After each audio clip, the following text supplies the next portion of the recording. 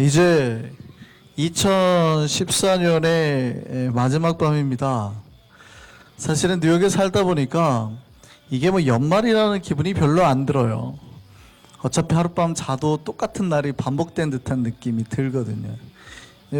썩 좋은 거는 아닙니다. 그러니까 이게 이제 너무 이렇게 되다 보면 윤회처럼 느껴져요. 하루하루가 쳇바퀴처럼 끊어지지 아니하는 윤회고리처럼 느껴져서 썩 좋은 건 아니고, 요게 한번 딱 정리가 되고 새로운 소망으로 시작하는 게 좋아요. 그래야지 새로운 변화의 그 준비를 할 수 있거든요. 어쨌든 2014년 마지막이 되고 이제 조금만 있으면 우리 2015년이 됩니다. 새해가 되는 거죠. 벌써 1년이라는 생각이 듭니다.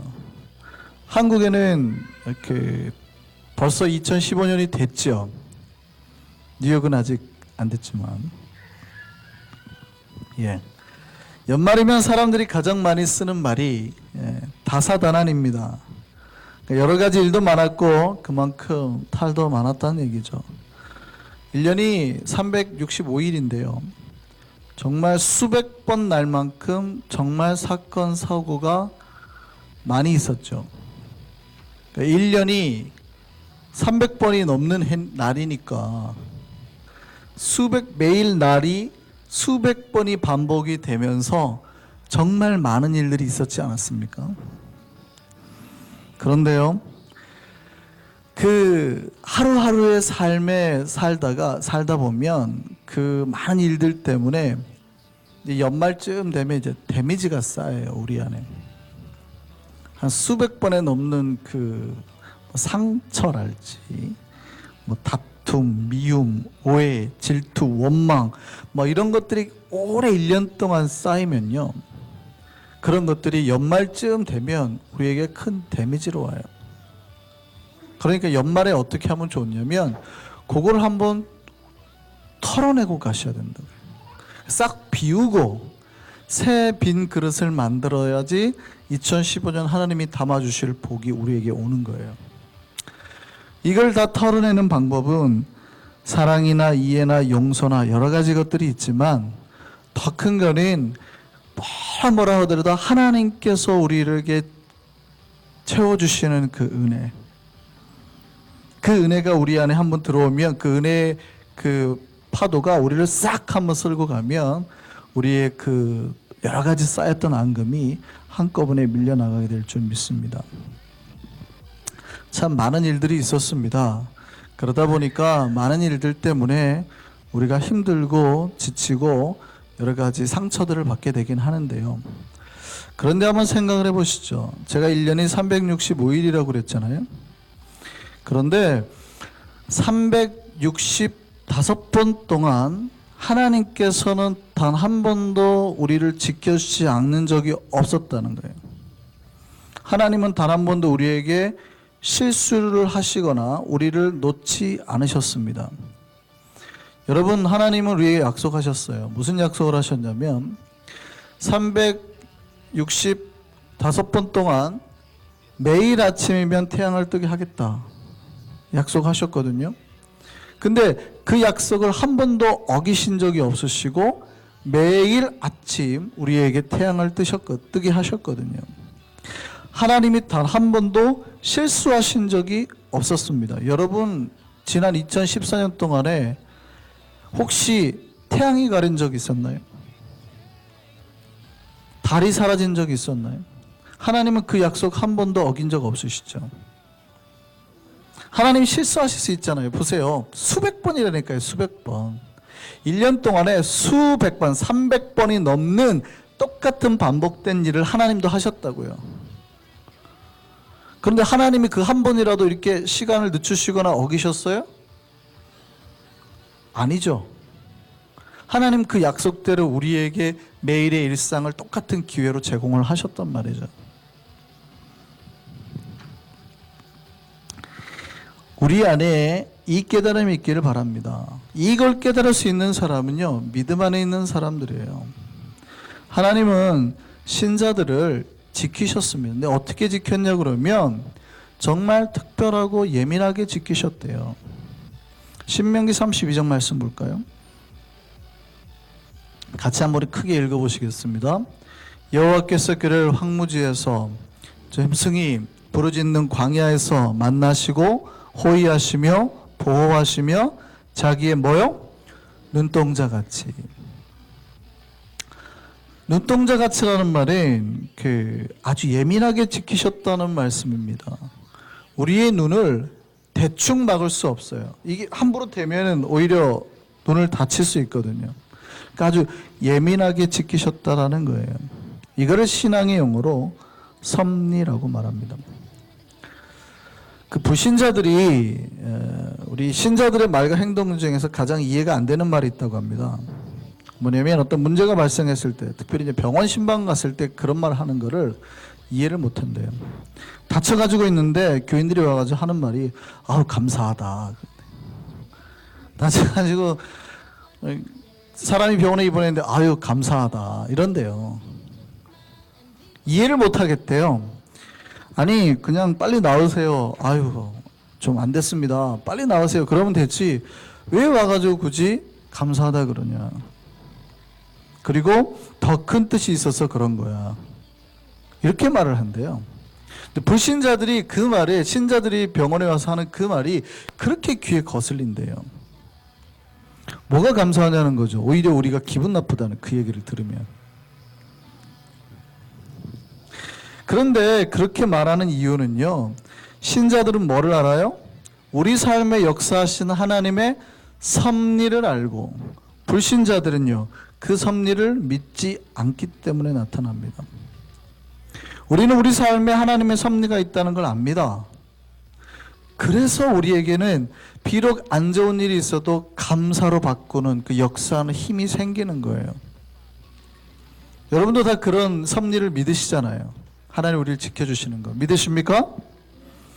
물론 우리는 섭리가 있다는 걸 알지만요, 그 섭리를 우리가 깨닫고 그 다음에 느끼기에는 힘듭니다. 그게 우리가 느껴지는 건 아니거든요. 우리가 깨달을 수 있는 건 아니거든요. 믿음의 눈으로 하나님께서 해주셨을 것이다 믿는 거지, 우리가 그것을 보기 때문에 하나님의 섭리를 내가 알았기 때문에 믿는 건 아니에요. 그러니까 섭리는 우리는 모르는 거거든요.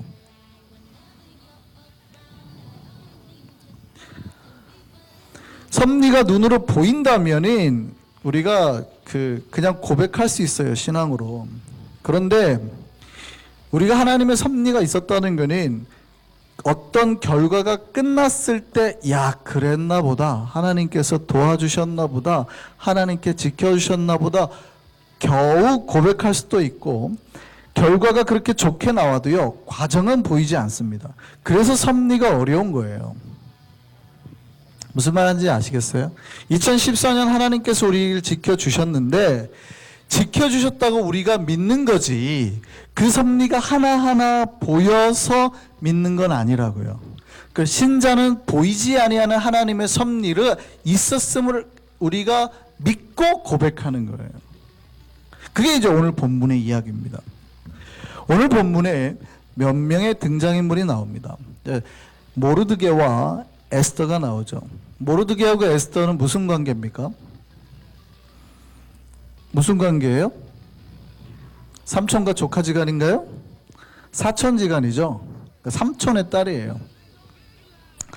어쨌든 모르드게가 아빠처럼 에스더를 키우는데, 이 바사 페르시아에 잡혀왔는데 에스더가 나중에는 왕후가 되죠. 근데 당시에 총리리신이었던 하만이라는 사람이 있었습니다. 모르드게는 문을 앞을 지키는 문지기였는데, 이 모르드게가 이 총리 대신인 하만의 눈밖에 났어요. 유대인들은 잘 절을 안 하잖아요. 그러니까 총리가 나왔는데도 무릎도 안 꿇고 절도 안 하는 거예요. 야, 쟤 왜 절 안 하냐 그랬더니 쟤 유대인이래요. 그러니까 하만이 화가 난 거예요. 저 모르드게 놈뿐만 아니라 유대인 놈들까지 다 죽여버리자, 계획을 짜는 거죠. 그 유대 민족 말살 계획을 짭니다. 그때 모르드게가 에스더에게 나갑니다. 큰일 났다. 네가 왕을 만나서 왕을 설득해야 되겠다. 근데 에스더가 그래요. 나 지금 왕 못 만난 지 한 달 됐고요. 왕을 만나러 간 사람 누구라도 만약에 왕이 나에게 그러니까 뭐 그 왕이 들고 있는 홀 같은 거죠. 근데 왕이 나에게 페이버를 보이면 살 수 있지만 만약에 왕이 조금 기분 나빠가지고 짜증이 나면 왕후라 할지라도 죽게 되는 거예요. 나 나가면 죽어요. 잘못하면 죽어요. 이렇게 말하는 거죠. 근데 모르드게가 그때 그렇게 말합니다. 네가 왕후가 된 것이 이때를 위함이 아니냐. 만약에 네가 이때 잠잠하고 있으면 유대 민족이 다른 데 방향을 통해서라도 구원을 얻겠지만 너와 너의 가족은 망할 거다. 에스더가 말합니다. 그러면 모든 여기 성 안에 있는 유대인들에게 3일 금식하라고 하세요. 나도 똑같이 3일 금식하고 왕에게 나아가겠습니다. 그리고 내가 혹시 죽게 되면 죽겠습니다. 죽으면 죽으리다 라고 말하고 이제 나아갑니다. 금식한 다음에 에스더가 왕에게 나아가죠. 근데 다행히 왕이 에스더를 예뻐합니다. 그리고 무슨 부탁을 하든지 다 들어주겠다 그럽니다. 그때 에스더가 그런 부탁을 합니다. 제가 왕을 위해서 잔치를 열겠습니다. 저에게 한번 우리 잔치로 한번 오세요. 이렇게 말합니다. 바로 말하지 않고 잔치로 오세요 그래요. 근데 혼자 오시지 마시고 총리 대신 하만하고 같이 오세요 그랬어요. 그래서 갔어요. 자, 잔치 끝날 때쯤 그래 부탁할 게 뭐냐? 여러분 부탁할까요 안 할까요? 에스더가 그때도 부탁을 안 해요. 왕이시여, 저의 부탁은 이겁니다. 내일 한 번 더 잔치를 열을 테니 내일 한 번 더 와주세요. 그래서 그 다음 날도 똑같이 왕과 하만 총리 대신을 데리고 오세요 라고 같이 가는 거예요. 근데 이제 두 번째 날 에스더가 말합니다. 나를 죽이려 하는 사람이 있는데 그 사람이 하만입니다. 이래가지고 역전이 됐다는 내용이 아니에요 에스더가? 사실은 그렇게 끝나잖아요. 별 저기가 없어요. 금식하고 나갔더니 하나님이 그 금식 기도를 들어줬다는 얘기예요. 에스더의 내용이 별거 아니거든요. 그런데 사실은 이 이야기 중에 넘어간 게 있습니다. 그게 바로 뭐냐면 첫 번째 잔치와 두 번째 잔치 사이에 있었던 하나의 사건. 이 사건은 인간들은 몰랐어요. 그게 일어났는지도 몰라요. 왜 그 사건이 그날따라 있었는지 아무도 모른다고요. 근데 이 사건이 있었기 때문에 에스더와 유대 민족이 살게 된 거거든요. 그게 이제 오늘 본문의 이야기입니다. 첫 번째 잔치를 마치고 에스더가 계획해서 두 번째 날을 땡긴 건 아니었습니다. 그러니까 에스더는 하나님의 그 계획을 알지는 못했어요. 그런데 첫 번째 잔치를 마치고 한 번 더 오십시오라고 하고 왕을 그대로 돌려보내잖아요. 근데 첫 번째 잔치가 마친 날 밤에 왕이 잠을 자려고 하는데 갑자기 잠이 안 와요. 그러더니 신하에게 잠이 안 오는데 뭐를 달라고 그러냐면 왕실 역사 실록을 가져오라 그래요. 책을. 그러니까 왕실의 역사를 기록해놨던 책을. 근데 그 책을 봤는데 우연히 폈는데 또 어디가 나와요? 옛날에 모르드게가 누군가가 자기를 음해하려고 했던 반역의 일이 있었는데 모르드게가 그거를 알려줘가지고 살아난 적이 있었던 거예요. 우연이죠, 우연히. 왕이 잔치하고 얼마나 뭐 음식도 많이 먹고 했겠어요. 근데 갑자기 그날따라 우연히 잠이 안 와요. 근데 우연히 그때 왕실록을 보자 그래요. 근데 우연히 폈는데 모르드게 장면이 딱 나와요. 물어봐요. 야, 이 사람 대단하게 잘했는데 모르드게에게 무슨 포상을 내렸어 안 내렸어? 그랬더니 신하들이 아무것도 안 내렸는데요. 그래? 그래서 그 다음날 하만에게 묻습니다. 진짜 좋은 신하가 있다. 어떻게 하면 될까? 왕의 관을 주시고 왕의 옷을 주시고 왕이 타는 말을 타고 왕을 존귀 여긴 섬기는 자는 이렇게 충성하는 신하는 이렇게 존귀 여김을 받을 거다 하고 온 거리를 다니게 만드는 거예요. 자, 제가 여기서 있던 모든 사건에 우연이라는 말로 표현했습니다. 정말 왕은 우연히 잠잘 시간에 왕실 기록책을 보았고 우연히 모르드게 사건을 알게 됐습니다. 이건 인간의 입장에서 봤을 때 우연이라는 거예요. 그런데 생각을 해보세요. 이게 우연이었습니까? 아니면 하나님의 섭리였습니까? 모르드게가 그렇게 아하수에르 왕에게 상을 받고 난 다음에 하만이 이제 들어가는 거예요. 에스더의 장치에. 자, 근데 이게 우연이었습니까? 아니면 하나님의 계획과 섭리 속에 있었던 거였습니까? 근데 에스더하고 모르드게는 이 사건을 알아요, 몰라요? 하나님께서 밤에 역사하셔서 왕을 깨우고 우연히 역사실록을 가져오게 하고 그 페이지를 탁 펴게 한 거, 그 섭리를 에스더하고 모르드게는 알아요, 몰라요? 모르죠. 여러분들이 2014년을 살아가는 동안에 사실은 왜 나에게 이런 여러 가지 안 좋은 일이 일어날까? 누군가 나를 해하려 하고 나를 힘들게 하고 왜 이런 일이 일어날까? 여러분은 한탄할지 모릅니다. 왜 나에게 이렇게 고통스러운 일이 일어날까? 근데 그 모든 게 돌아가고 열려지고 회복되고 살아나는 것, 그 뒤에 다 뭐가 있었던 거예요? 우리는 잠잘 때 하나님께서 그 밤에 역사하셔서 움직이셨던 거란 얘기죠. 이게 뭡니까? 섭리거든요. 섭리. 신자들은 그 섭리를 믿는 사람들입니다. 2014년을 마감하면서 지금까지 하나님께서 그 섭리로 저와 여러분을 지켜오셨음을 믿으시기 바랍니다. 그것을 고백하는 것이 신앙이에요. 우리는 이렇게 생각합니다. 언제나 내가 계획하고 생각하고 열심히 해서 지금 이렇게 잘 되고 있다고 생각합니다. 그런데요, 신앙의 눈으로 보면은요, 언제나 우리 뒤에 보이지 아니하는 하나님의 손이 항상 움직이고 계셨더라는 거예요. 내가 열심히 했던 게 아니라 하나님께서 그 뒤에서 다 이렇게 컨트롤을 해주셨다는 거예요.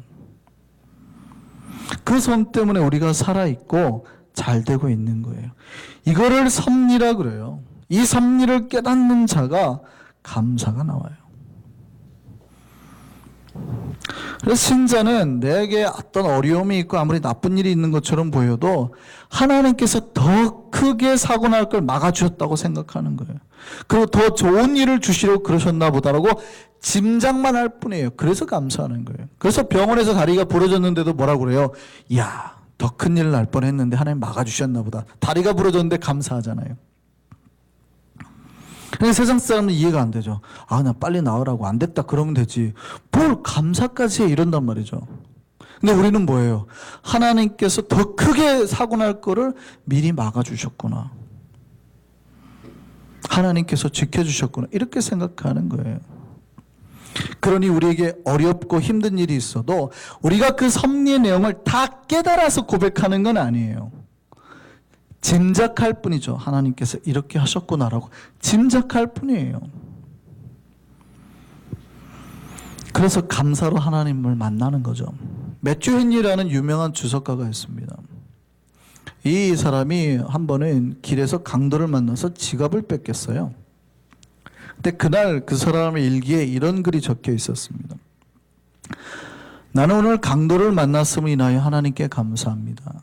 그 첫째 이유는 이제까지 한 번도 이렇게 강도를 만나지 않았던 것 때문에 감사하고, 두 번째는 비록 지갑은 강탈당했어도 나의 생명은 빼앗기지 않았음에 감사하고, 세 번째로 내 돈을 다 빼앗아 갔어도 그렇게 많지 않은 것이었음에 감사하고, 네 번째는 내가 강도를 당했지만 남을 강도한 사람이 되지 않았음을 인하여 감사합니다. 이랬어요. 그러니까 강도를 당한 게 얼마나 험한 일이에요. 그런데도 불구하고 그 안에서 감사거리를 찾았다는 거예요. 왜냐하면 나를 지켜주신 하나님의 섭리가 느껴지기 때문이에요. 그래서 섭리를 깊이 이해하는 사람은 내 삶 속에서 좋을 때든 안 좋을 때든 뭐 기쁜 일이든 고통스러운 모든 순간에 감사를 한다는 거죠. 보통 자기가 큰 사고를 경험해서 살아났을 때만 감사하는 게 아니라 일상에서도 감사가 나온다는 거예요. 어떤 한 사람이 한 목사님에게 달려들어 이렇게 말했습니다. 목사님, 제가 하나님으로부터 받은 놀라운 섭리에 정말 감사합니다 하고 간증을 하는 거예요. 제가 여기 프린스턴으로 가는데요, 말이 날뛰는 바람에 제가 타고 있던 마차가 바위에 부딪혀서 박살이 났습니다. 근데 제가 하나도 안 다쳤어요. 얼마나 감사합니까? 이랬어요. 감사해요? 안 감사해요? 오늘날로 바꿔서 말해볼까요? 우리가 사고를 쫙 가다가 제 차가 빵 사고가 나가지고 완전히 폐차가 됐어요. 근데 제가 하나도 안 다쳤어요. 얼마나 감사해요. 감사하죠? 그렇게 간증을 했단 말이죠. 그때는 그 목사님이 이렇게 말하는 거예요. 미소를 지어보시더니, 그래요. 저는 그보다 더 1000배나 더한 경험을 하고 있습니다. 프린스턴을 가는 그 바이투성의 길을 지금까지 수백 번도 넘게 마차를 타고 다녔죠. 그런데 말이 날뛰거나 마차가 바위에 부딪혀 박살난 적이 단 한 번도 없었습니다. 얼마나 감사합니까? 무슨 말씀인지 아시겠어요? 사고가 나서 하나님이 지켜주셔서 감사한 게, 이 사람은 사고가 나서 하나도 안 다쳐서 하나님이 지켰다는 걸 그때 깨달았지만, 이분은 매일매일 사고가 날 때마다 하나님이 이렇게 막아주시는 그 섭리와 그 감격을 매일매일 삶에서 이미 경험하고 있다는 얘기죠, 이 목사님. 신자의 삶은 물론 우리가 사고 났을 때 안 다치게 하는 하나님의 은혜에 감사하는 것도 중요합니다. 근데 더 큰 감사는요, 여러분 일상 속에서 우리가 오늘도 이렇게 숨을 쉬고 아무 문제 없이 살아가고 있는 것에 감사하는 거예요. 왜냐하면 하나님은 이미 그 사고가 나기 직전에 다 막아주셨거든요. 그러니까 우리가 사고 나서 살아나게 하신 게 아니라 이미 그렇게 큰 사고 날 걸 막아주셨다는 거예요. 뭐가 더 큰 기적입니까? 우리가 지금까지 이렇게 지내온 게 더 큰 기적이죠. 그 하나님께 은혜로 감사로 나아간 우리가 되기를 바랍니다. 지금까지 지내온 게 주의 도우심이었음이 깨달아집니까? 그렇다면 2015년도 그 섭리 속에서 시작할 수 있게 될 겁니다. 잘 될 수밖에 없음을 믿으시기 바랍니다. 하나님을 도우심을 믿는 자, 하나님의 도우심이 있는 자는 모든 일에서 형통하게 될 줄 믿습니다. 예. 하나님께서 우리가 가는 길을 그렇게 인도해 주신다면 형통하지 않을 수가 없다는 얘기예요. 때론 우리가 잘못된 길로 가더라도 걱정하거나 낙심하지 마세요. 하나님의 그 길 속에서도 깨달음을 주시고 더 좋은 길을 열어주실 줄 믿습니다. 그 섭리에 대한 감사와 소망이 있는, 형통의 복이 있는 2015년 되기를 소망합니다.